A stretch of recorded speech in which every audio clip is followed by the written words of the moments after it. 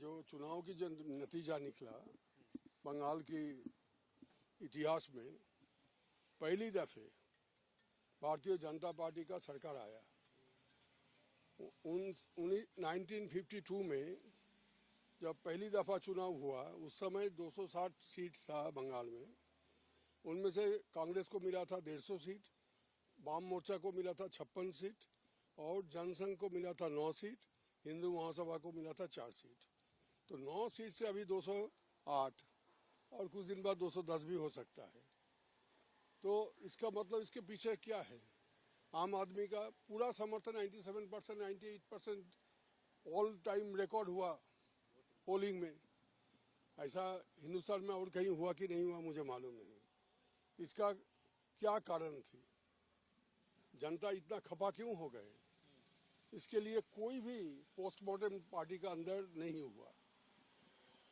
पिछले 15 साल जब सत्ता में जो लोग थे, कोई मंत्री, कोई पंचायत के लीडर, कोई काउंसिलर, कोई मेयर वगैरह वगैरह, तो ये लोग के आसपास जाना मुश्किल था। उन लोगों का पैर धरती पे नहीं था। तो आम जो हमारे ये वर्कर्स है, उनका बात सोचिए, जिन्होंने अपना खून और पसीना दे के पार्टी को मजबूत किया। बरसों से उन्होंने लड़ाई किया वाम मोर्चा के खिलाफ। वो लोग पीछे चले गए। दलाल लोग, चोर, डकैत, रेपिस्ट, ये लोग सब सामने आ गया। अभी तो सब निकल रहा है ना, टीवी पर दिखाई दे रहा है। गांव में सबसे बड़ा मकान किसका है? पंचायत का नेता का। वहाँ स्विमिंग पूल भी है, विदेशी पंछी भी है, चिड़िया भी है, वगैरह वगैरह। मैं उसमें नहीं जाना चाहता हूँ ज़्यादा। आप लोग देखें, सबके सामने है। करोड़ करोड़ रुपया लूट हुआ। इसलिए मैंने मांग कर रहा हूँ। अभी तो मैं आम जानता हूँ, मैं मांग कर सकता हूँ नई सरकार के पास कि जो पिछले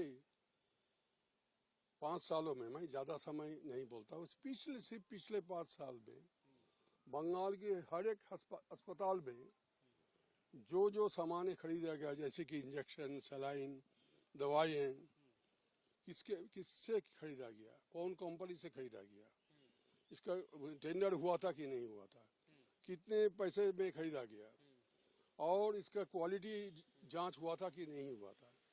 इस बारे में फोरेंसिक ऑडिट होना चाहिए। आपको लग रहा है भ्रष्टाचार हुआ है? ये तो सब जानते हैं। और भी आरजी कर में दादा, आप सबसे पहली बार रास्ते पे उतरे थे, आपको देखा गया सड़कों पे, आप सरकार के खिलाफ विरोध किए थे। देखिए, लड़की को न्याय मिले। हाँ, रेप और मर्डर का इंसिडेंट हमारे देश में बहुत हुआ है। ये सब इससे ज्यादा घिनौना काम और कुछ नहीं हो सकता है समाज में, लेकिन हुआ है दादा। और तो अर्ज सुनिए, जल्दी मत कीजिए।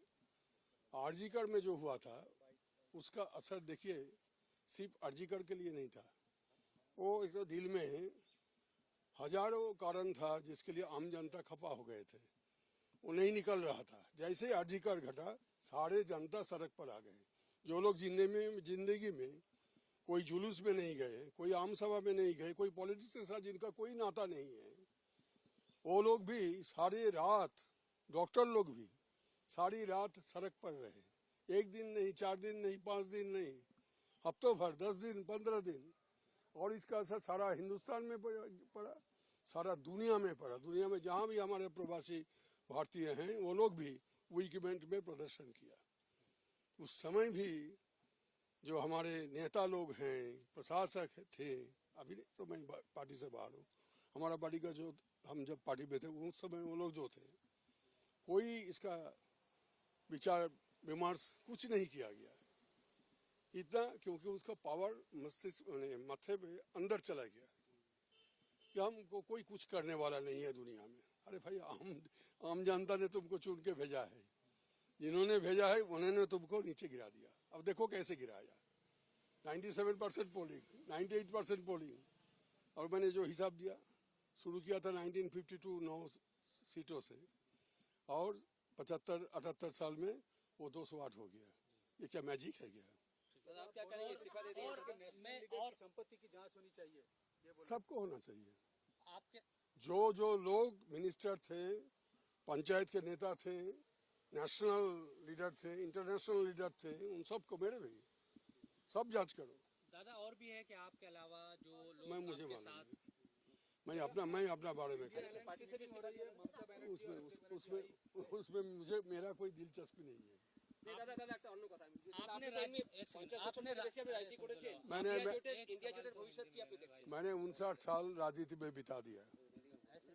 हाँ, मैं हाँ 59 साल मैंने राजनीति में बिता दिया और ऐसे जोट फोट अलायंस वगैरह बहुत हुआ है। ये पहली दफे नहीं हो रहा है, बहुत दफे हुआ है। उसका नतीजा में हमने कभी सफल हुआ, कभी विफल हुआ, लेकिन ये तो अभी शुरुआत ही नहीं हो पा रहे हैं। डीएमके ऑलरेडी गॉन, अब उसको filling the vacancy, filling the gap, कुछ दूसरा पार्टी को अभी देखा जाए बहुत एक्टिव हो गए। नतीजा तो वही होने वाला था जो पिछले दिनों में हुआ है। দাদা ইন্ডিয়া জোটের ভবিষ্যৎ কি तो मैंने बोल दिया বাংলাতে ইন্ডিয়া জোটের इंडिया রুকো यार ইন্ডিয়া জোটের ভবিষ্যৎ এই গত যেদিন থেকে তৈরি হয়েছে ইন্ডিয়া জোট, প্রত্যেকটা নির্বাচনে সেই জোটটা কোনো সদর্থক ভূমিকা পালন করতে মানুষের কোনো সমর্থন পায়নি।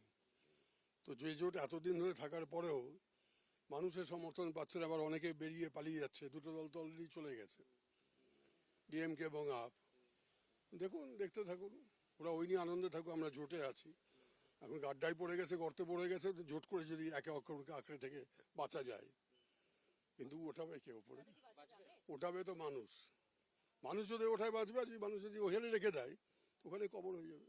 দাদা আপনি বিজেপি দলের কথা উল্লেখ করছিলেন যে তাদের পক্ষে মানুষের সমর্থন আছে সব দলই, যে কোনো দল যখন ক্ষমতায় আসে মানুষের সমর্থনেই আসে। তাহলে সেক্ষেত্রে দাঁড়িয়ে আপনার কি ভবিষ্যতে বিজেপিতে যাওয়ার কোনো না না, আমি তো বলছি আমি রাজনীতিতে থাকবো না, রাজনীতি থেকেও অবসর নেব, কারণ 59 বছর হয়ে গেছে। তো दादा एक सवाल हिंदी फिर আমাকে ভাবতে হয়।